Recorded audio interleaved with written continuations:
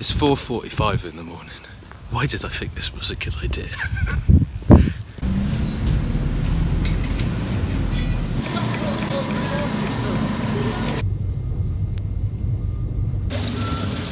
Bit of a delay because somebody set fire to the train. Thanks, guys. But here we are. We're in Paris. Hey! Arc de Triomphe, mate. Arc de Triomphe. So what better thing to do in the city of love than go to a museum? Bonjour. Tickets, yes. Just me, doesn't it? We're at Le Musée des Arts de Métiers, the Museum of Arts and Crafts, starting off with Les Instruments Scientifiques. Far too many incredible things like telescopes and stuff to show you from back centuries and centuries. It's amazing. French, of course, introduced the meter, le meter, in the 1790s, so very proud of that. Beautiful monochlore de clavier from 1890. We'll be checking out more instruments later. One really cool thing I noticed is that they've got entire collections of people's whole scientific workshops, not just bits and pieces, and it's all recreated. Well, cool. Lots of timepieces and nautical fancies and more music stuff. This weird organ. Couldn't quite work out how it works. It's got these strange things here. We got some Crookes tubes. These are turn of the century crazy things that shoot electrons and stuff. And people thought that science was complete, and then Mr. Crookes made one of these, and they were like, oh dear, we haven't quite discovered it all yet. And so, yeah, when you're into all this stuff, you start to appreciate the glassware even. It's pretty amazing. Next to those Crookes tubes, which are basically particle accelerators, were modern-day bits of particle accelerators. Pretty awesome stuff. An amazingly sensitive light sensor there with a light pipe. You see all that bent plastic around just to shape all the light to condense down to where the sensor is. A big Geiger counter and some neodymium doped glass for manufacturing pulsed lasers.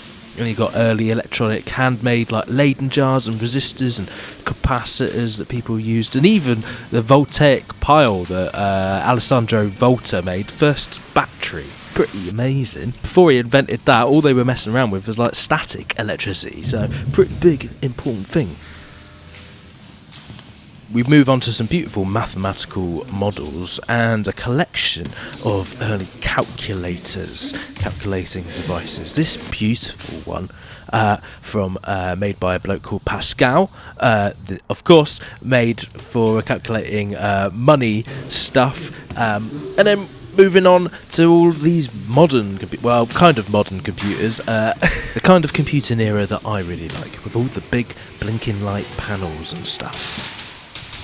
Some of the computers made by this company, Cray, were so big they had an inbuilt seat and miles of cabling.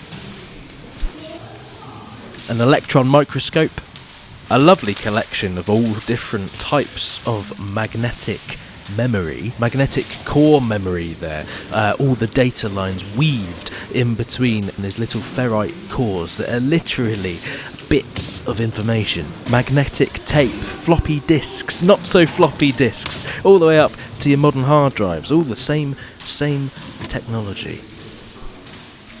And of course, before magnetic data memory, you had punched data memory, and so we move on to the gallery with a load of beautiful weaving looms, and the data for these looms, telling them to lift the bits and pieces that do the different patterns and stuff, used to be on punched cards. Most of these are models, of course, because the real things would take up an entire room, but there were some pretty cool things like this punch card maker.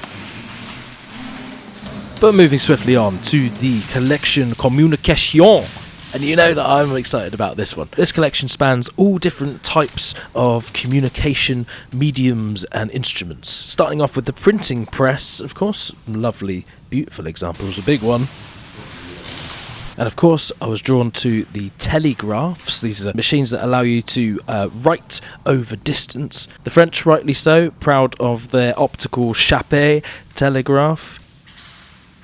But of course also Mr. Bordeaux, who lent his name to the type of binary code that was used in early computers. That keyboard transmits 5-bit code before they even had the word bit. You should watch the video on the This Museum is Not Obsolete channel to see more about these machines. Samuel Morse, Charles Wheatstone, all of these awesome people who made these amazing machines represented here.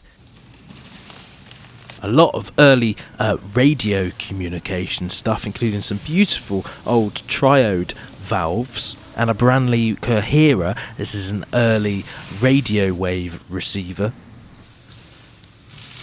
These, of course, the teleprinters, my favourite. Amazingly intricate machines, some of them not with keyboards like you think, but with piano keys. Because, of course, the electric telegraphs were invented before typewriters. Yep, that's right. And, of course, they had a beautiful collection of typewriters as well. Weird early types.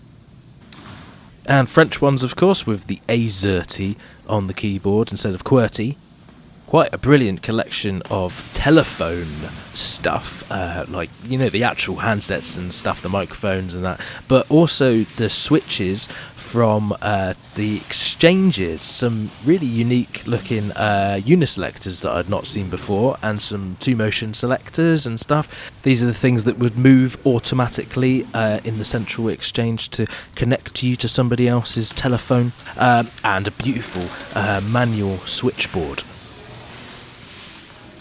And of course, with the advent of audio communication across distance, you also got the invention of audio recording, and there was an amazing collection of different types of early recording equipment, the Edison wax cylinder type. Check out this magnetic wire recorder. Well, it's not really wire, it's ribbon, isn't it?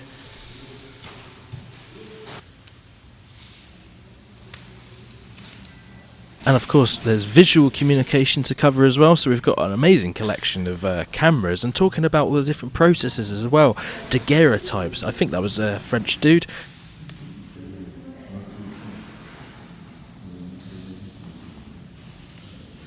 Some weird and wonderful cameras.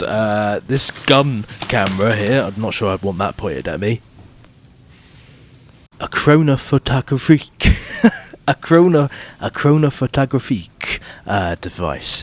So this has got multiple lenses, and you fire them at different times, and it gives you like a time lapse, almost like a moving picture. Yeah, and they had an awesome collection of motion picture machines as well, really early ones.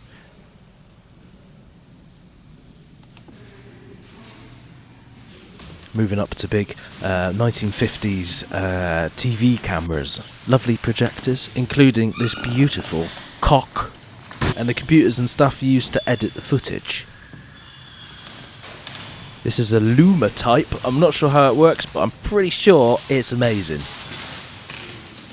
Moving on through to l'énergie. This is big engines and mechanical machines and stuff. Did you know that electric cars are not really a new thing at all? There's far too much to show you, and I'm not going to pretend that I know about all of this stuff, but looking at all the incredible, intricate mechanics is very impressive, especially on these early machine tools. Quite a few of these machines were made as decorative pieces for the French king, who was very interested in sciences. If you think about it, there was a machine tool that has been the descendant of every other machine tool, because that one made the second one, and then the second one made the third one, and they were only ever as good and accurate as that first one was. Now we're going to dip into a little theatre of automated machines. These are intricate musical and moving machines, mostly made for the entertainment of some rich folks.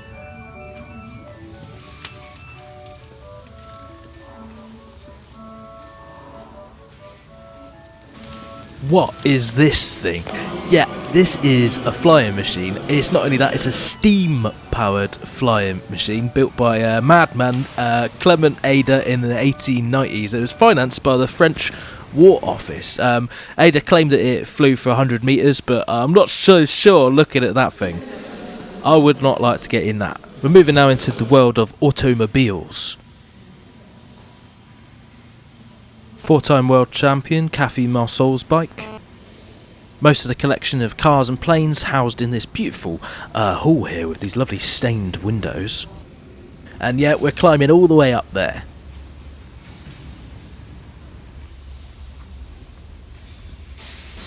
I don't know if this guy's insurance is going to cover that. Big Vulcan engine from the Ariane 5 Sigma Space Telescope.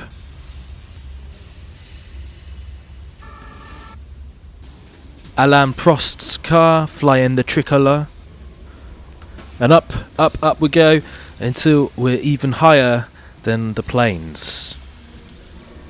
I'm not very scared of heights, but this was a bit of a glorified scaffold.